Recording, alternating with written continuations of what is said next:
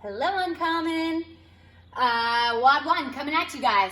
Starting with our warm-up, we have a 6-minute AMRAP of 30 plate or ball taps, 10 Scap Push Ups, followed by a 30-second handstand hold. If you're not comfortable with a handstand hold, we can always go for a plank. So to explain what that is, that's 6 minutes, as many rounds or reps as possible. Starting with our plate or ball taps, the higher the implement, the more challenging this is going to be, but you're just gonna tap your foot to the ball. Okay, one tap equals 1 rep, okay? After that, we're gonna go into 10 Scap push-ups. So you'll get into a push-up position. We'll be nice and hollow here. We won't hyperextend in the low back. And all you're gonna do is pull your shoulder blades together and then pull them apart as far as you can. That's 1, so on and so forth, okay? Then you can kick up to a wall and do a 30-second handstand hold. If you're not comfortable with that, we can go plank. I don't care if it's on your hands or on your elbows, but let's just make sure that we're maintaining a hollow body and again, not hyperextending or sagging in the belly. Okay, pull it up, feel the low abs work as you do this thing, okay? Now we have our part A. We are going for 4 sets. I've got a cool little strength movement for you today. It's gonna be 10 banded L-seated presses. You will need a set of dumbbells and a resistance band to do this. If you don't have that, it's okay, I have an alternative for you. Followed by 10 floor presses into 5 bridge to pullovers. Were you gonna do 10 of those or just keep it at 5? No, 5. Okay. So, our banded L-seated press, what you'll do, and this is pretty daggone spicy, so you're gonna sit on a resistance band and you'll wrap the dumbbell with the band, inside the band, get it on your shoulders, and just complete 10 presses that way. This is really good for someone who doesn't have a super heavy set of dumbbells to work that upper body. But if you don't have a resistance band, you can always just take the dumbbells and just go for max reps, okay? If it starts looking ugly, or if you get to like right here and the dumbbells start getting away from your body, I'd say that that is good for you, okay? Next, we have a floor press. You're welcome to take a wall ball, a bag of dog food, bag of water softener, dumbbells. I'm gonna demonstrate with dumbbells, but we have 10 floor presses. So we're looking to feel our pec on this. And I would like it if your low back was pushed into the ground the whole time to help you feel the low abs. So for me, when I do floor presses, I like my feet flat on the floor. It's up to you. And I also like to pick my head up off the floor because for me, when I have my head on the floor, if you look at my low back, I tend to want to break in my midline and get that space between my lumbar spine and the floor.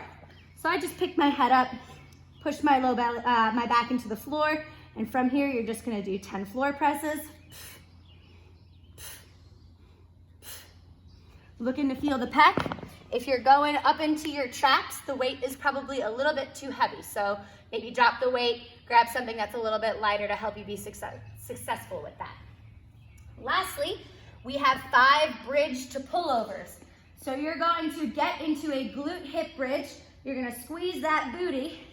And from here, you're gonna take your dumbbell or whatever object that you have that has a little bit of weight to it, and you're going to bring your arms up over your head as far as you can while maintaining tension, okay?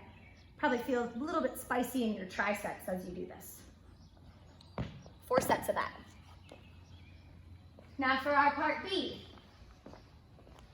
We've got 3 sets, each set as fast as you can possibly go, of 30 double unders, 15 walking Zercher lunges, followed by 10 single leg burpees. After you complete a round, you can rest as needed. I would say that when you rest as needed, it's going to be as long as you need to get into your nasal breathing. So we follow our recovery breathing protocol in classes sometimes, where we do the aggressive mouth breathing back into nose mouth breathing until we can finally go fully nasal. That's how long I would recommend you rest, until you can comfortably nasal breathe. Then you'll go into it again, and you'll try to maintain or exceed that intensity. So double unders, if you have a jump rope, cool. I think you know what these are. Singles are okay. I would just double this number if you go singles. Double tacks are going to be your alternative, where you jump up into the air, and while you're in the air, you tap your leg twice. Okay? Walking Zercher lunge now. I'm going to use a wall ball to demonstrate this. You're welcome to use a barbell if you have a sandbag, wall ball, a slam ball.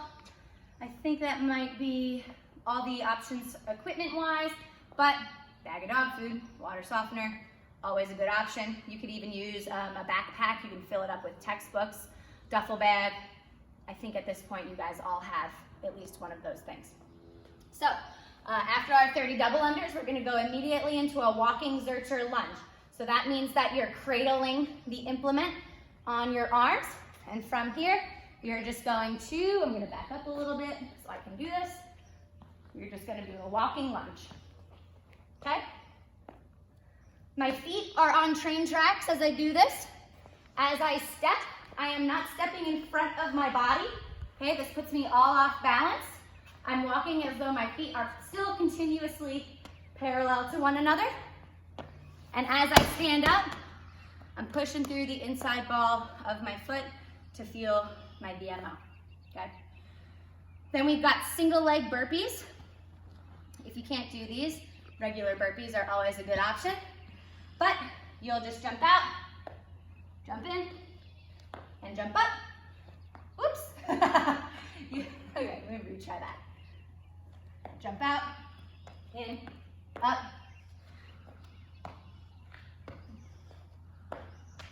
There's your part B, okay? Lastly, we have our cool down.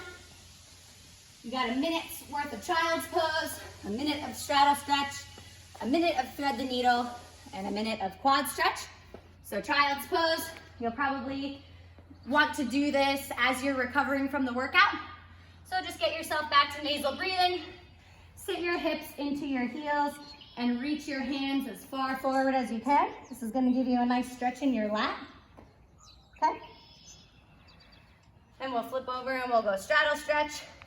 Spread those leggies, get a stretch in your hamstrings. Let's just make sure that our toes are pointing upward. We're not collapsing here. If you want to make this more challenging, you can lead with your chest toward the floor. Then we have a thread the needle. You're gonna get on your hands and knees. You're gonna take your right arm and thread it through your left side. And just kind of lie here for a minute, or I put 30 seconds, but however long is comfortable for you. Just gonna stretch out your upper back a little bit. And then we have a minute of our quad stretch. So same arm, same leg. Okay, you'll feel a stretch all in your hip flexor and down into your quad. Enjoy.